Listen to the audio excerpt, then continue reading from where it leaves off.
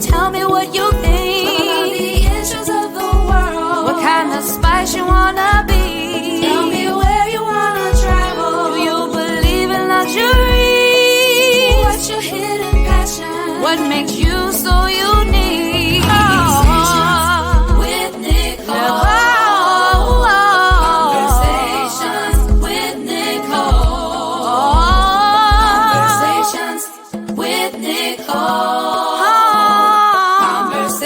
Conversations with Nicole. Good evening. I am Nicole Everett, the host of Conversations with Nicole, where we are connecting the community through conversations. It is Man Up Monday, October 5th, 2020. And this is an interactive live. I look forward to having conversation with you tonight and with my guests. But before we get started, I need you to tell me where you are tuning in from. In the comments, just put your city and state so we can give you a shout out. It's been a beautiful Monday here in Tallahassee, Florida, our state capital, and I'm super excited to talk with our very special guest tonight. This week is the start, well, actually, the whole week is Mental Illness Awareness Week. This brother that I had the opportunity to meet at several Working Class Wednesdays ago, I actually saw him the early part of this year and bought his book, The Power of My Story. So I have been diving in and getting to know him better by his, I'm gonna call this his autobiography, because it's about his story. But before I introduce him, let me give a shout out to a few people. I see you, Latanya. This is Latanya Smith out in West Atlanta Metro, who is from Gadsden County. So the big G is represented tonight. Thank you for tuning in. So the brother that I'm about to bring on is also from Gadsden County, and really young, but very wise, very wise. I have enjoyed just chatting with him before coming on the broadcast. So join me in welcoming Mr. Patrice L.Delevoe, who goes by just Delevoe of Delevoe's Lobby. Yay! Just Hello. welcome. Phenomenal evening. How's it going? How's it going? Going great. It's going great. And how are you? I'm phenomenal. I'm excited. I'm fired up. And I'm just excited. Awesome. Awesome. Well, I'm so glad to have you. You know, every time I ask Delano how he's doing, he always says he's phenomenal. Yes. Yes. And why are you so phenomenal? Well, I believe you go from good to great. And Uh-huh. once I start feeling great, I'm like, I feel better than great. What's better than great? And phenomenal just came up, and I thought about what is a phenomenon. It's indescribable. You can't even describe it. And sometimes how I feel is indescribable. So Okay. feeling phenomenal every day. Nice. Nice. So Every day. tell the folks a little bit about, I told them you're from Gaston, but specifically where in Gaston County, what you do and who you are. Okay, well, I'm from Havana, Florida, and I grew up in this neighborhood called the Hill. So Okay. if you're familiar with Havana, Florida, used to be an elementary school there called Havana Elementary School. You'll turn and go down the hill, and when you come up Mhm. the hill, it's two apartment complexes, and that's where I'm from. Okay. And what you do?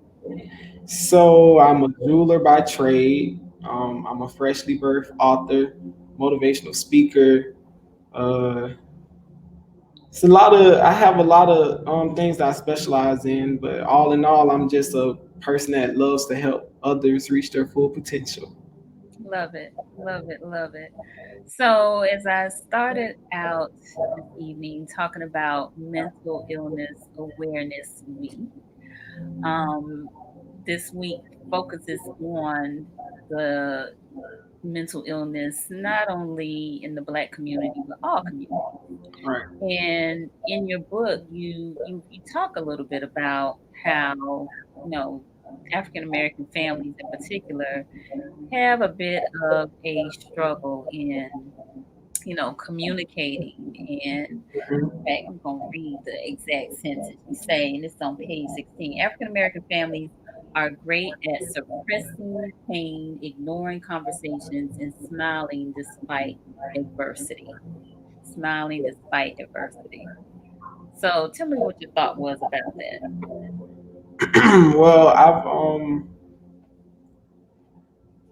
I come from a place where I've seen struggle, but in seeing struggle, I seen a lot of smiles. You know, I've been around a lot of individuals that face all type of traumatic events, losing loved ones, or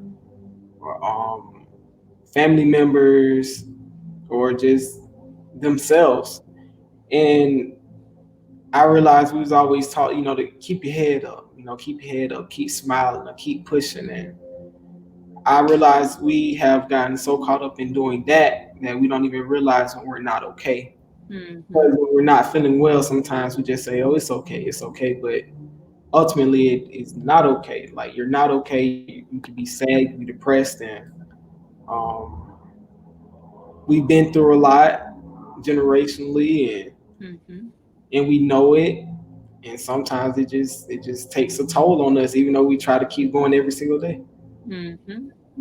Absolutely. So do you feel like you have experienced, you know, some mental illness or and I won't call it illness, but poor mental health as a result of some of life's challenges? Yes, Mm-hmm. I would say due to my lack of self care, caring so much about others that I'm not focused on, what I need at that particular moment or that time.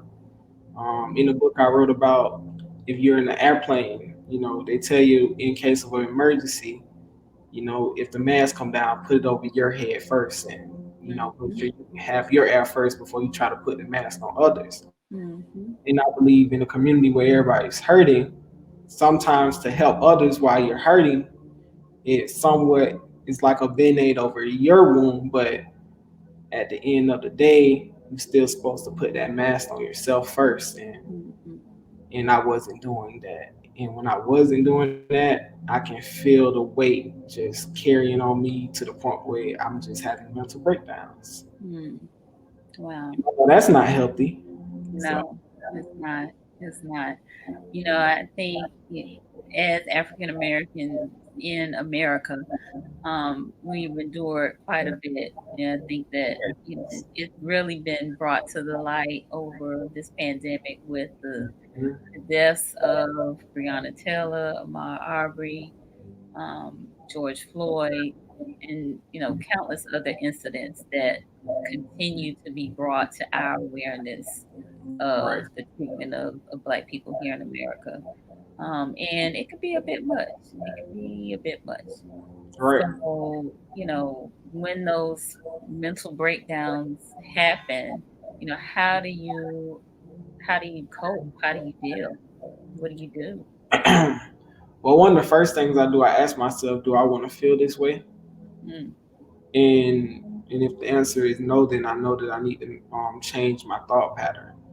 okay. And I also, I pray, I meditate, and I listen to different like frequencies to, balance out my energy. And sometimes, I burn sage, and I just I just make sure that I'm in a great place before I'm going out, to be Superman, Mm, and or whoever your favorite hero is when you're going out to be a hero without a cape. I don't feel like I don't wear a cape, but just having certain conversations with individuals, you can see how you're impacting their lives, and you can be their hero for the day because you never knew when somebody was on edge. So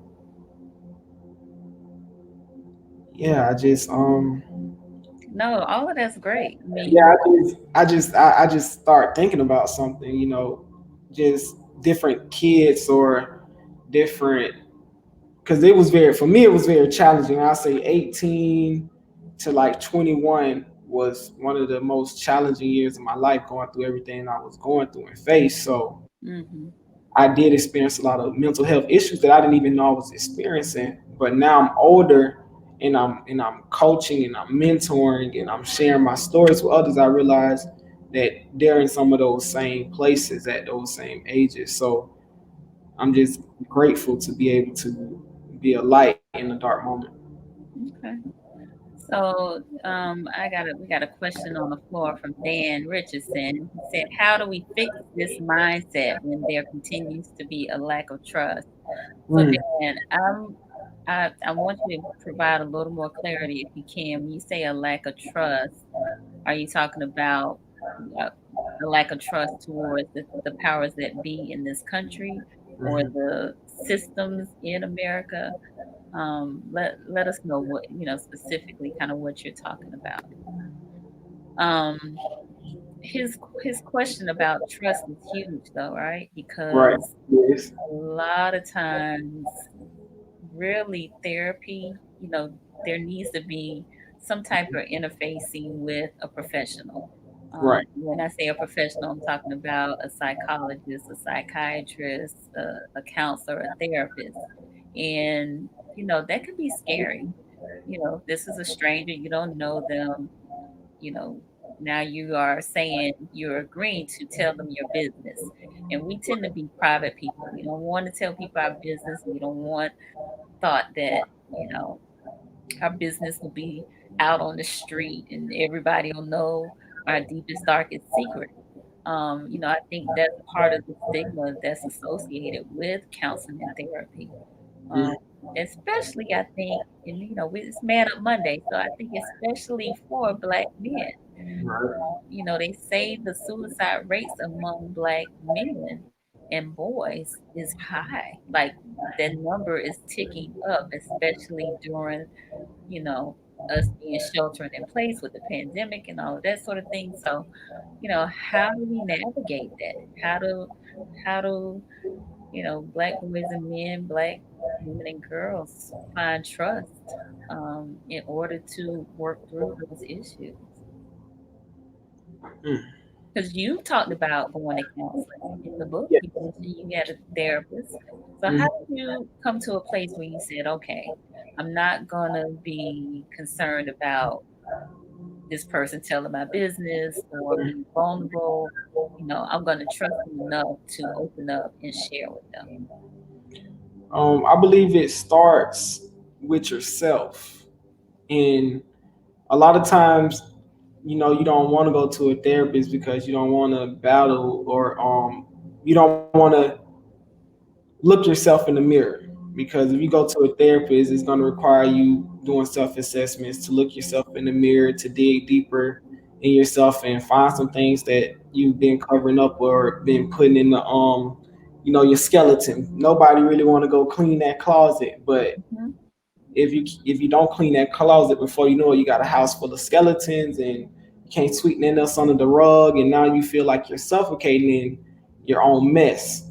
Mhm. So I was at a place where I was losing friends, and I was depressed. My mom was hit by 18 wheeler, and Mm. she lived, but she wasn't able to work, and I got arrested my first time. And it was just so many things, and I couldn't cook out my house anymore. I started getting eviction notices on the door, and it was just the weight of it was too heavy for me. I was the only son to graduate high school, so for me to gain a full ride and then to be on the verge of losing that full ride, but also carrying the weight of losing, near and dear family members, Mhm. it was a lot for me, and I thought I wanted to take my own life. So I thought I wanted to be a part of the statistics that I was watching growing up, and Mhm. and I learned how to give my problems to God. Mhm. I was sitting on the floor. I tried to find some pills. I couldn't find pills, but that's because I don't even take pills, so I couldn't find none. Mhm. You right. I recognize that now, but in that state of mind, you just trying to. I don't know. I thought I wanted to feel something worse than what I was feeling, so I didn't feel what I was feeling. Mhm. And And I just remember talking to God and I was like, God, I'm just gonna give my problems to you. You got my attention. And Mm-hmm. from that day forward, I remember I remember knowing that I was losing my scholarships, but I was like, okay, well, I'm not gonna give up on education. So even though I didn't trust my therapist, completely in the beginning, it wasn't because I didn't just trust my therapist, but I didn't even trust myself with just opening up. So I just started reading different books, and I started with The Secret, Think and Grow Rich, The Alchemist, and Mm-hmm. all of these personal growth and self development books, and just books on just self help books. And Mm-hmm. I was able to use principles in that book to help me get out of that dark place that I was in. I was Mm-hmm. able to turn negative to positives. I was able to take that lens that was so tainted off and realize that I had what it take to manifest greatness, and all I had to do was just believe in my dreams and my goals and aspirations and let go of the negative and connect to the positive and just reshape my paradigm. Mm. I started to do that within a year. I was making over six figures and had a jewelry store, traveling around, motivating, inspiring people, and I didn't even realize how far I had gotten from that dark moment. Wow. So let me put Dan's response or his additional comment. He said, so he's talking about trust within the Black community and the system. So you kind of answered it somewhat with, what you said the shift was for you. But how does that work when now you have started reading these books, maybe listening to these motivational speakers, but the people around you are not, and they still are talking the same old talk, doing the same old thing, and you trying to break free from this mindset, right? Mhm. And break free from those activities you were once doing that weren't serving you well. So Correct. what do you do then? You lead by example, and in leading by example, if you have a close connection with individuals that you're around, you will see that even if they don't follow you completely, they begin to kind of see once you start to achieve the things that you said that you was going to achieve or do the things you say you was going to do. Everybody don't sprout at the same time. And I look at the world as, if it's a garden, you go around and you just plant seeds, plant seeds, plant seeds, plant seeds, plant seeds. And all I could do with anybody I was around was plant positive seeds, positive seeds, positive seeds, positive seeds, positive seeds, and then I fertilize them with, you know, with with just love, fertilize them with love and grace, and understand that everybody don't have to get it right now, but if you just because you didn't get it at a point, it was a time where I wasn't making the best decisions, so I don't want to look down on somebody else because they're not making the best decisions when I can empower them by showing what the action, like showing the results of making better decisions. So I just say lead by example and educate others. I believe each one teach one. So what I did, it was just little stuff. I read something, I take a picture of it, post it on social media, or I might be around a friend, check this out, or give somebody access to back then the Millionaire Mindset Academy. It's the Billionaire Mindset Academy now, and I believe each seed that has been planted and fertilized, they grow, and I've seen transformations. I've seen individuals come to me and tell me, you helped me change my life, or you helped me start this business, or Wow. you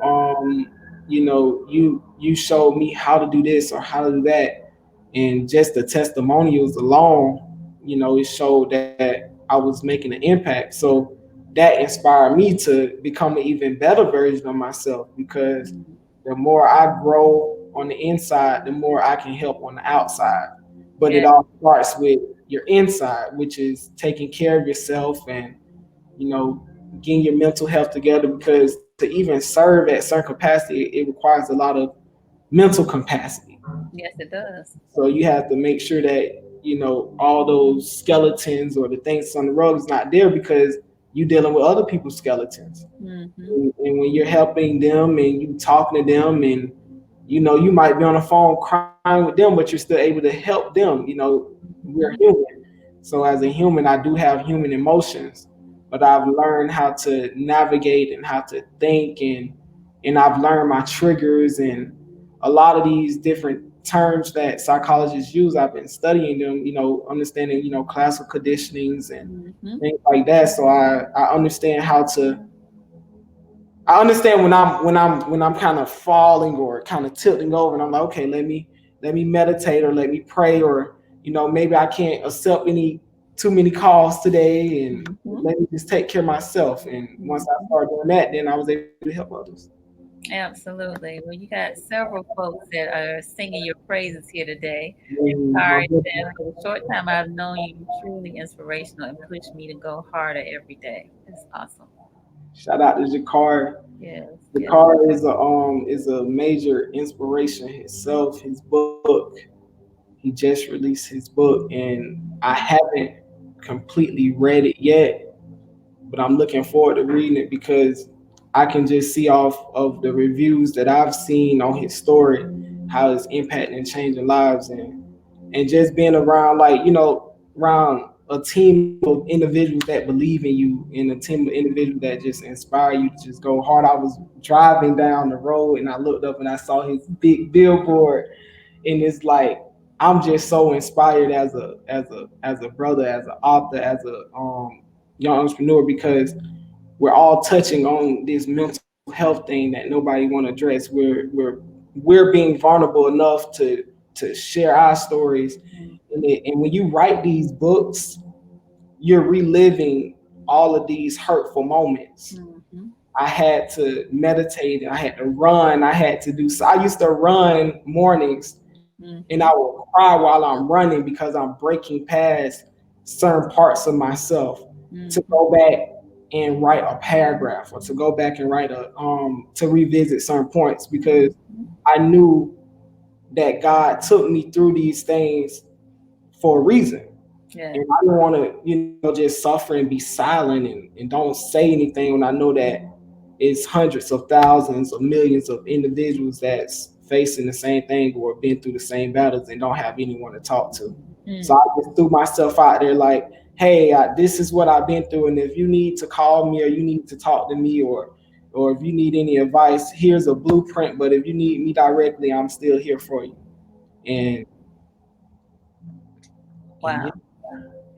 Now that's a great segue into our next topic, which is embracing your struggle.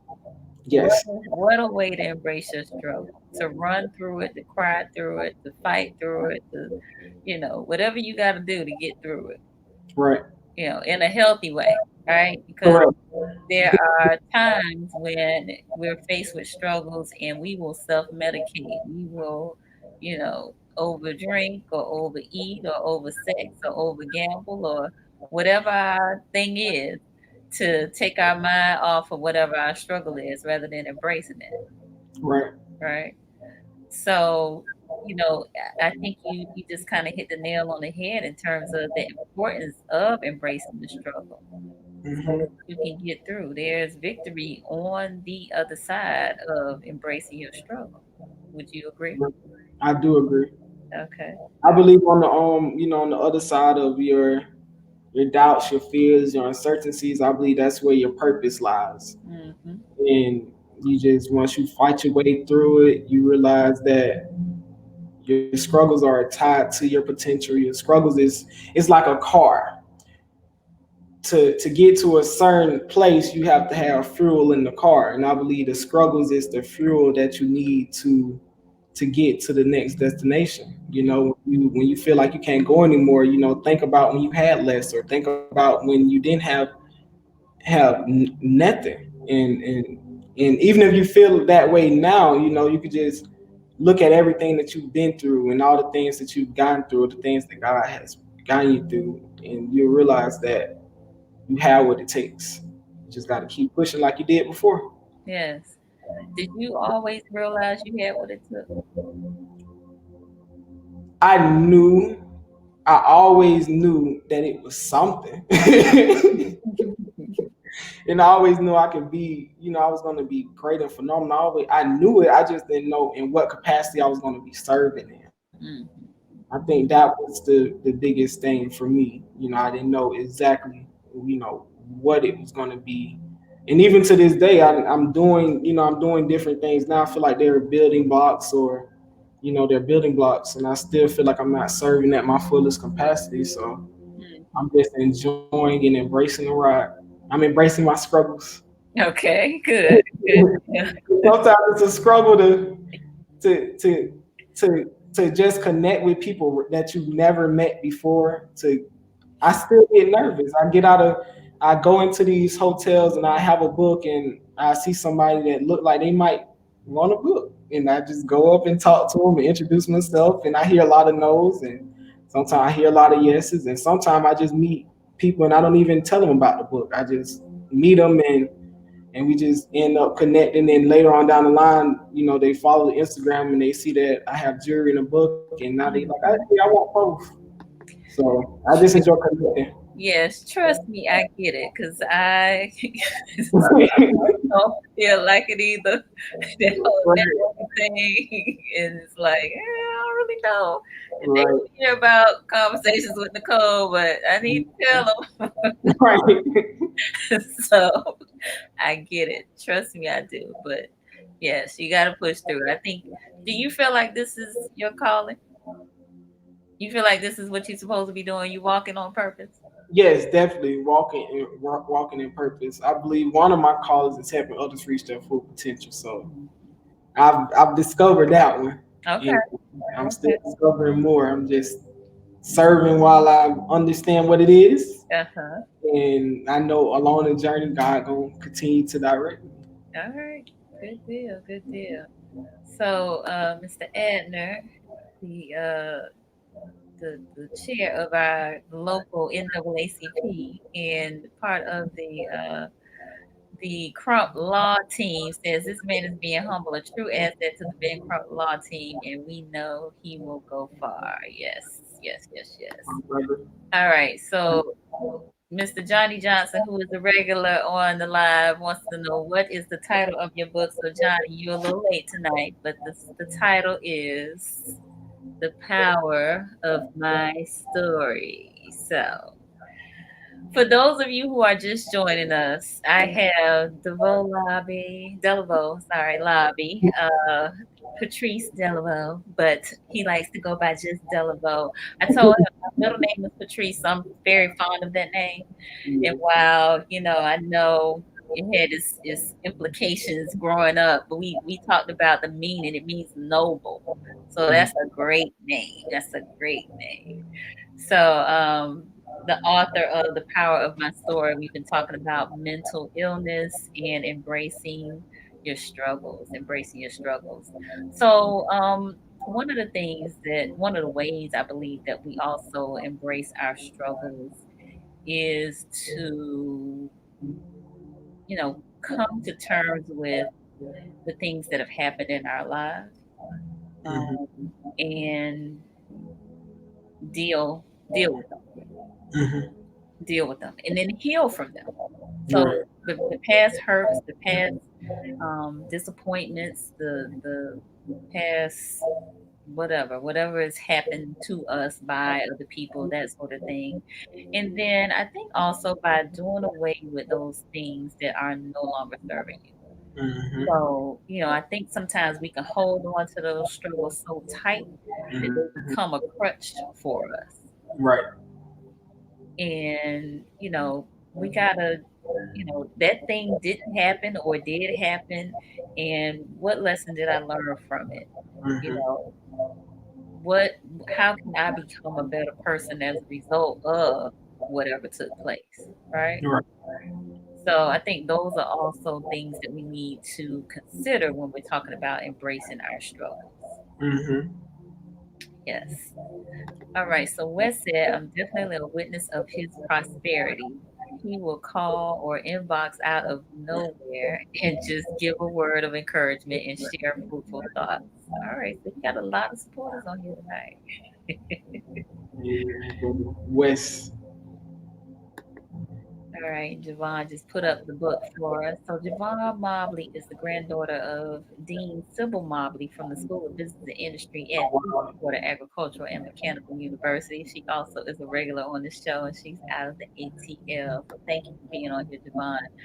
So, yeah, I'm just thinking about that. We don't often think about embracing our struggles. I don't think so. We often think about running away from our struggles, trying to Right. get far, far away from any, sign of struggle. We want things to be easy Mhm. and be smooth sailing. So no Mhm. bumps in the road, no twists and turns, none of that. We want it to be just nice and easy. But Mhm. I think as you have, mentioned, struggles come to teach you lessons and to help you grow stronger. And, I think also prepare you for what's to come.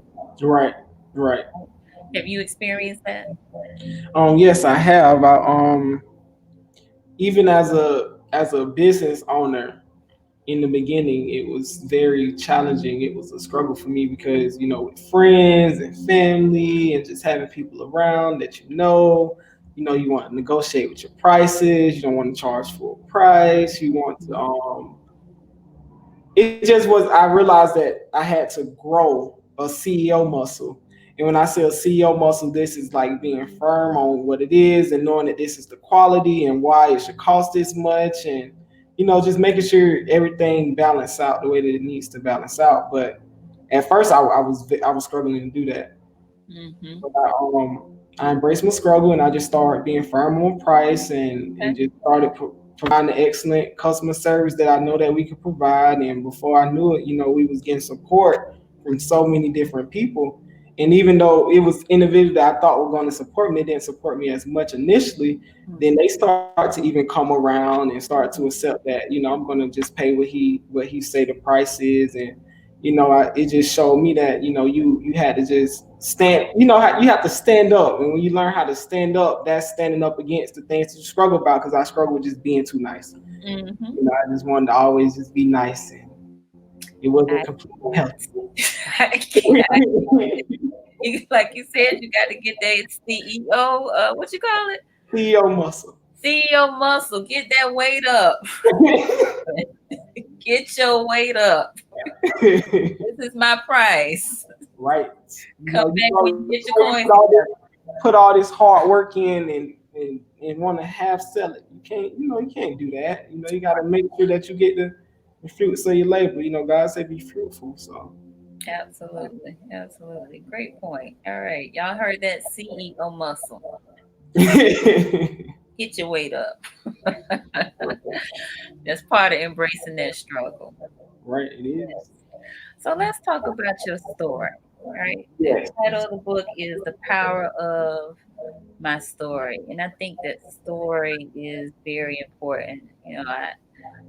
I am compelled by stories. I think all human beings are compelled by stories. It motivates us. We hear about how people live and the things that they do, from nursery rhymes to parables to, folk tales to songs.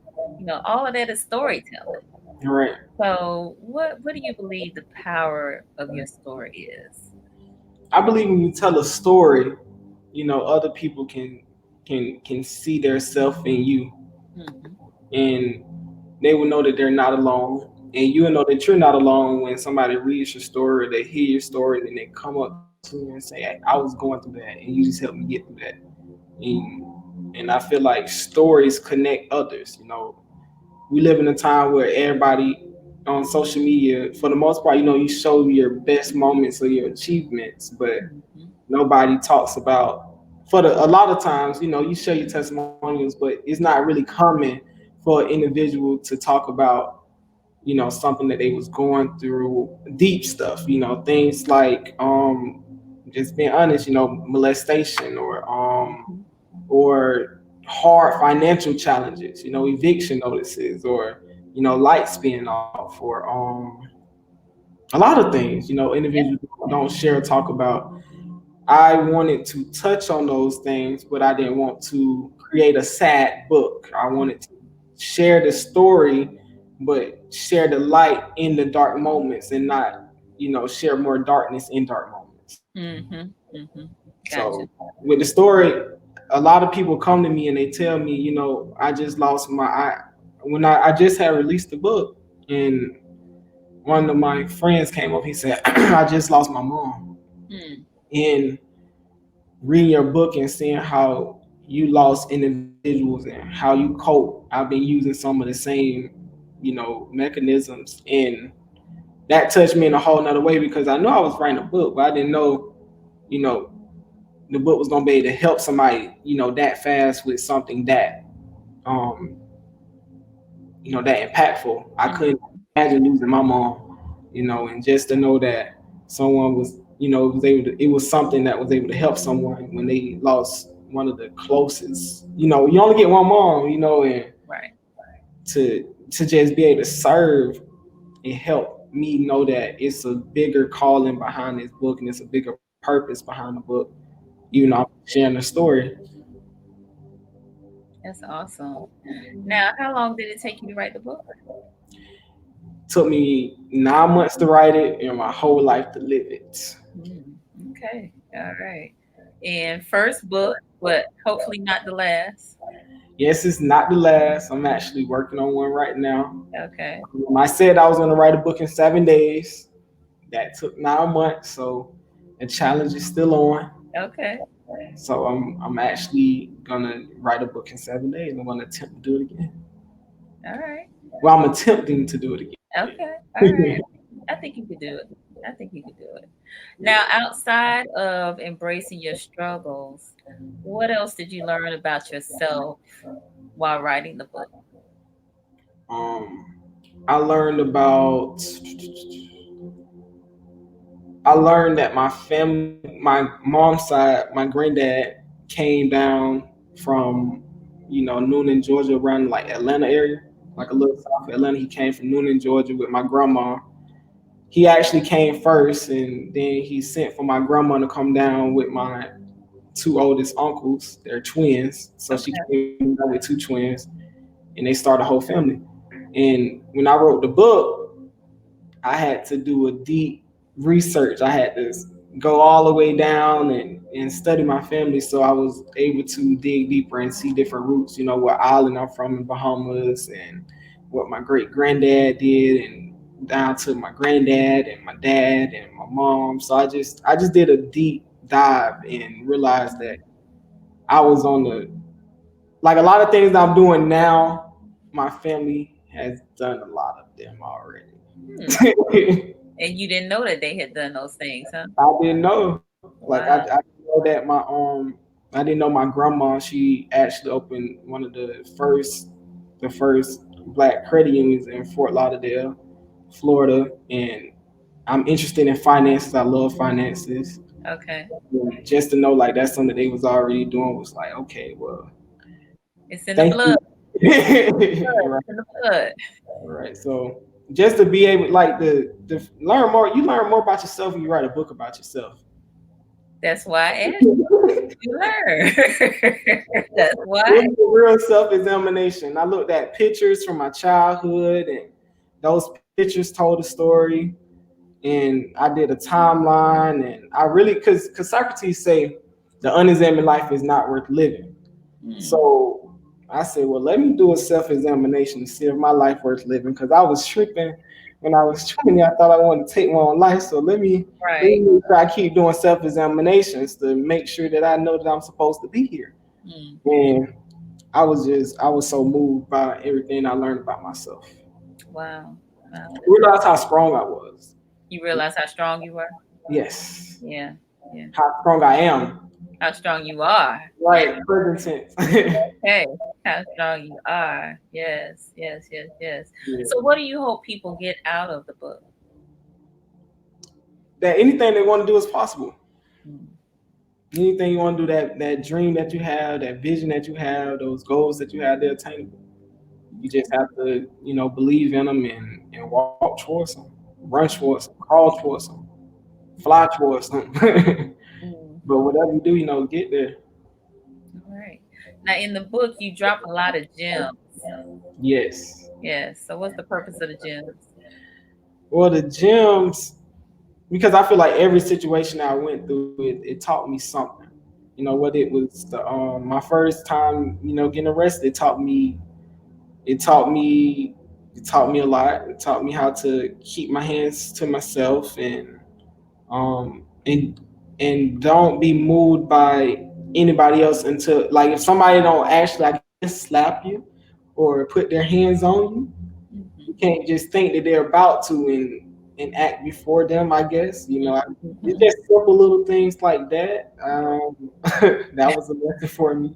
Think before you do. And have the right thoughts, 'cause you Yeah. can think before you do it. That think will make you think that you're supposed to do something that you're not supposed to do. Right. So learning that, and it's a lot of gems. So it's so many gems throughout the book. Hmm.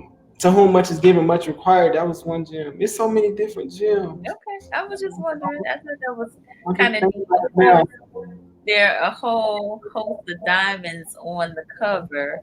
Yes, So we get the parallel with the gems, but why are the diamonds so important to you? because I feel like we're diamonds on Earth. I feel like with diamonds on Earth, we go through a lot of pressure, and the heat. The heat is on, and it's been on. But once we cut out the negativity, our brilliance can shine. And with a diamond is actually measured, in by its brilliance. By the cut, the clarity, the color, Mm-hmm. and it gets that from the Earth when it's surrounded by all the pressure and things like that. And I feel like we get judged too. You get judged just like a diamond. And a diamond, that when it comes out of its natural state, it don't look how it looks on the showcase. It's very dirty. Some people wouldn't even know it's a diamond. They can overlook it. Yep. Think it's a But rough. but when you polish it up and clean it up, it comes out shining to this diamond that everybody just loves. So I put them on there because I feel like that's us. That's us. And anybody that feel like they're not shining right now, just you look at yourself, see if you need to polish up a little bit and see what you need to cut off. See cut off some of those things that's dim in your light. Mm, love So that's why I put the diamonds on there. it. Okay. Love it. Love it. Love it. So, for someone, a young person that might want to tell their story, might be interested in writing a book, what advice would you give them? To just write it and focus on the manuscript. Okay. Don't focus on the cover. Don't focus on the publishing right now. Just focus on getting the story out because that's what's going to take the most time. Hmm. But once you get the story out and get the manuscript down, then find someone that can assist you. And I'm willing to assist anybody that's writing a book Of because course you are, because you're just great like that. I love people. You love people. I do. I love people. Sometimes I tell myself, I don't think I like people all the time, but I do love them. I do. I genuinely love people. Okay. I love different cultures, and as long as a person does well to me, I'm gonna do well to people regardless. But I just know if they don't mean me well, I just gotta kind of not. I can't be around them. Gotcha. What's have you always kind of been like that in terms of loving people? Mm, Or is that something you developed over time? honestly, I think I've always been that way, Hmm. and it's a blessing and a curse. Tell me. But I've always been that way. I've always been a people person, love people. Hmm. Yeah. Okay. Cool. So as we prepare to close out, and before I have you tell folks where they can get the book, what would you suggest for a young black male that is having some mental health issues? What recommendations would you have for him? Hmm. I would recommend that he takes a break from that he take a break from like from the things that's causing him the most stress. Mm-hmm. When I was younger, for me, relationships, relationships is very tough for me. And intimate relationships and friendship relationships, just trying to be certain friends for certain individuals. It was when a lot, trying to fit in and not even realize that you're trying to fit in. Mm-hmm. I tell them to take a break and focus on yourself, write down your goals and see what are you doing right now that's contributing towards your goals, and what are you doing that's not contributing towards your goals. And the Mm-hmm. things that's not contributing towards your goals, maybe you need to do less of that, and then things that's contribute more towards your goals, do more of that. Right. And once you do that, you begin to feel better, because when you're making progress, progress has been directly linked to happiness. And once you're making progress and you're progressing towards your goals and you're starting to, see more and more light, you're connecting with more like-minded individuals, you'll just feel better about you, your life, and your future. Mm-hmm. Okay. So I tell them to get organized. So get organized. Yes. So would you also recommend counseling? I would recommend counseling with a therapist that you trust, because if you just have to they have to be able to build that trust, though. That's a big thing. And that was one of the comments, but you definitely have to be able to build that trust, because if you open up and you don't have that trust, it can make you carry a lot of things that you wasn't even carrying before, because now open up this box. Mm-hmm. You So open you this definitely have box. to have that trust there, and it got to be a follow up too. Like, don't just go have one therapy session and think that one therapy session is going to heal you. Like, you have to follow up. You got to do the assessments. You got to practice, and you got to really educate yourself and learn. Learn yourself and learn how other people that you are inspired by learn how they got there, and study the Greeks. Study the grades. And who are some of the greats in your opinion? Ooh. Just a few. Some of the Greeks. Wow. One of the greats that I've been following is my mentor, attorney Ben Crump.